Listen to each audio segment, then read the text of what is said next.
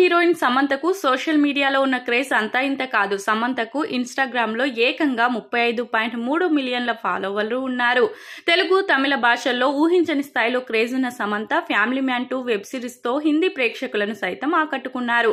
అయితే మలయాళం ఇండస్ట్రీలో సమంత ఎంట్రీ ఇస్తుండడం ప్రస్తుతం సోషల్ మీడియా వేదికగా హాట్ టాపిక్ అవుతుంది.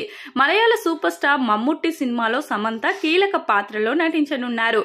కొన్ని రోజుల క్రితం మమ్ముట్టి, సమంత కలిసి ఒక యాడ్ లో నటించగా ఇప్పుడు వీరిద్దరూ కలిసి ఒక సినిమాలో నటిస్తుండడం గమనార్హం.